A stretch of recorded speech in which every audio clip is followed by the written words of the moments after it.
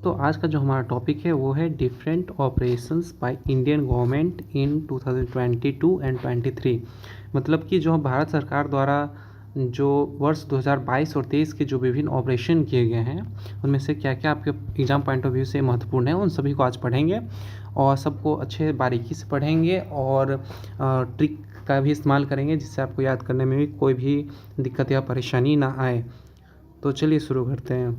पहला जो ऑपरेशन है वो ऑपरेशन हम लोग करुणा देखते हैं। तो करुणा, तो ये ऑपरेशन जो चलाया गया था वो रेस्क्यू ऑपरेशन था जो बंगाल एवं म्यांमार में जो चक्रवात मोचा आया था।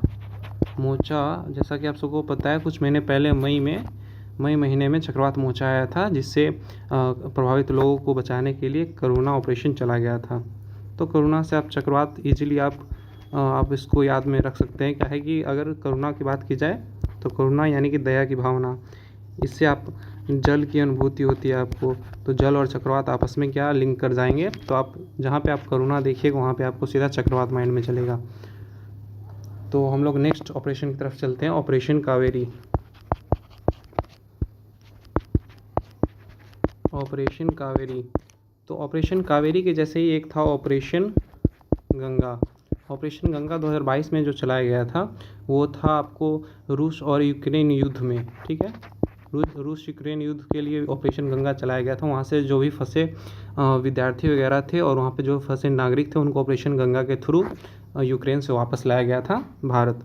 वैसे ही ऑपरेशन कावेरी जो सूडान में अभी जो गृह युद्ध चल रहा है, जो सूडान में जो गृह युद्ध चल रहा है, तो वहाँ पे ऑपरेशन क्या कावेरी चल रहा है।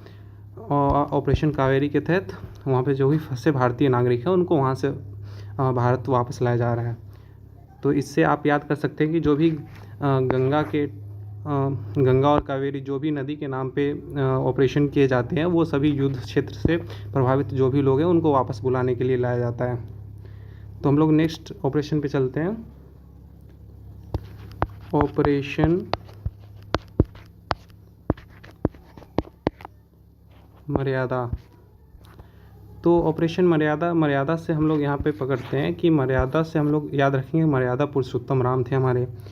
तो जो भी तीर्थ स्थल है उन सभी तीर्थ स्थलों की साफ़ सफाई को लेकर के जो उत्तराखंड पुलिस ने ऑपरेशन मर्यादा चलाया था ताकि तीर्थ स्थल साफ़ सफाई रहे। तो हम लोग मर्यादा से मर्यादा पुरुषोत्तम राम के बारे में जब समझते हैं तो यहाँ से हम लोग ईजिली समझ सकते हैं कि जो तीर्थ स्थल होते हैं वो भगवान से रिलेटेड होते हैं। तो यहाँ से हम लोग माइंड में डायरेक्ट हिट करेगा कि अगर मर्यादा शब्द आ रहा है ऑपरेशन मर्यादा, तो मर्यादा से हम लोग मर्यादा पुरुषोत्तम राम जानेंगे और उससे माइंड में डायरेक्ट हिट करेगा कि तीर्थ स्थल की साफ़ सफाई के लिए ऑपरेशन चलाया गया था। तो नेक्स्ट ऑपरेशन की तरफ चलते हैं, वो है ऑपरेशन सद्भावना। तो आप सभी जानते हैं कि जो जम्मू कश्मीर में है, तो जम्मू कश्मीर में हमारी सेना वहाँ के लोगों के लिए काफ़ी अपने दिल में सद्भावना रखती है, ठीक है। तो ये ऑपरेशन सद्भावना इसलिए चलाया गया था ताकि जम्मू कश्मीर में जो भी ग्रामीण क्षेत्र है और एलओसी के पास के क्षेत्रों में जो लोगों की मदद पहुंचाने के लिए ऑपरेशन सद्भावना लॉन्च किया गया था। तो हम लोग ऐसे याद रखेंगे कि हम लोग की सेना के दिलों में जो वहाँ के लोग हैं उनके प्रति काफ़ी सद्भावना की भावना है, ठीक है, काफ़ी अच्छी भावना है। तो यहाँ से सद्भावना से आप डायरेक्ट आप वहाँ पे आप सोचोगे कि ऑपरेशन सद्भावना आपको दिखेगा तो आप सद्भावना सोचोगे कि जो हमारे इंडियन आर्मी है उनके दिलों में काफ़ी सद्भावना रहती है किनके पक्ष में, तो वो जम्मू कश्मीर के जो भी लोग हैं ग्रामीण क्षेत्र के उनके पक्ष में, ठीक है। अब हम लोग नेक्स्ट ऑपरेशन की तरफ चलते हैं। पाँचवा ऑपरेशन देखते हैं जो था ऑपरेशन ऑक्टोपस। तो ऑपरेशन ऑक्टोपस ये चलाया गया था एनआईए और ईडी के द्वारा।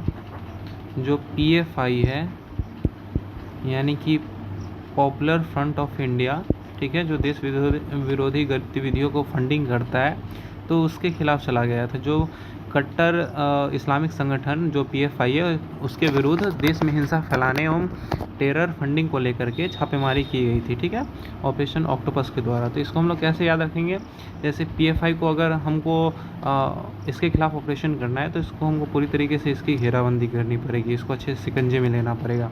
तो वैसे ही ऑक्टोपस के पास भी काफ़ी सारे हाथ होते हैं, जिससे वो अपने शिकार को क्या करता है, अच्छे से अपने शिकंजे में ले लेता है। तो ऐसे ही हम लोग ऑक्टोपस को हम लोग PFI से ईजिली हम लोग याद कर सकते हैं कि PFI के खिलाफ जो ऑपरेशन चलाया गया था वो था ऑपरेशन ऑक्टोपस। अब हम लोग नेक्स्ट पे चलते हैं, ऑपरेशन दोस्त। तो ऑपरेशन जो दोस्त है ये चलाया गया था आपको जो तुर्की और जो सीरिया में जो भूकंप आए थे उसके खिलाफ, उसमें जो भी प्रभावित लोग थे उनके मदद के लिए उनको राहत सामग्री पहुंचाई गई थी ऑपरेशन दोस्त के तहत। तो 7.8 तीव्रता की भूकंप आई थी तुर्की और सीरिया में, जो कि 6 फरवरी 2023 को आया था। उसमें काफ़ी तबाही हुई थी। तो उसमें अपनी भागीदारी भारत ने ऑपरेशन दोस्त के तहत चलाई थी, ताकि वहाँ पे जो भी प्रभावित लोग हैं उनको मदद मिल सके। तो दोस्त का काम ही होता है मदद करना। तो दोस्त से यहाँ पे आप इजीली आप समझ सकते हो कि जो तुर्की और सीरिया में भूकंप आई थी उसमें मदद देने के लिए भारत सरकार ने ऑपरेशन दोस्त चलाया था। तो हम लोग नेक्स्ट पे बढ़ते हैं। नेक्स्ट है ऑपरेशन गरुड़।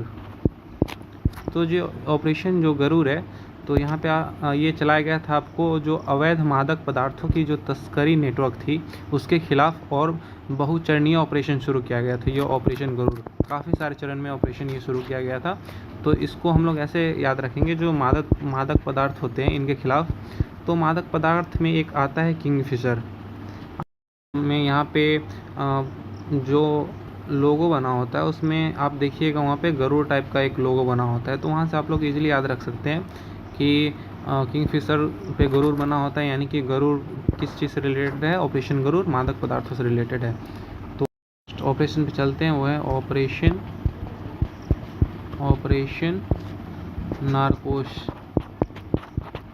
तो जैसा कि आप सभी को पता है कि ये नारकोटिक जो डिपार्टमेंट है वो ड्रग्स डीलिंग से संबंधित है। तो ये नारकोस भी उसी टाइप का प्रोनाउंस करता है, नारकोश और नारकोटिक्स, ठीक है। तो इसका भी आपको जो चलाया गया था ये जून 2022 में, ये रेलवे सुरक्षा बल के द्वारा चलाया गया था, जो RPF होती है उसके द्वारा चलाया गया था।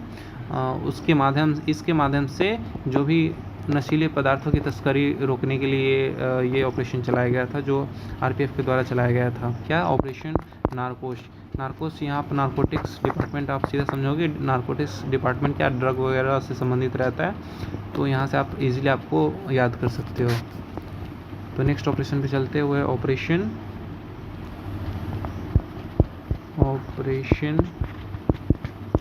मिशन अमानत।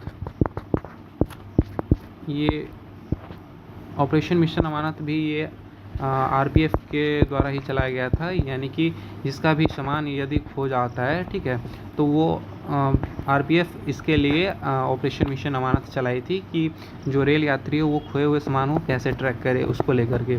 तो अमानत से आप समझ जाओगे कि अमानत अगर किसी चीज़ का रहता है तो वो उसका अगर खो जाता है तो उस चीज़ को वो ट्रैक कर सकता है, और उसी चीज़ के लिए ऑपरेशन चलाया गया था।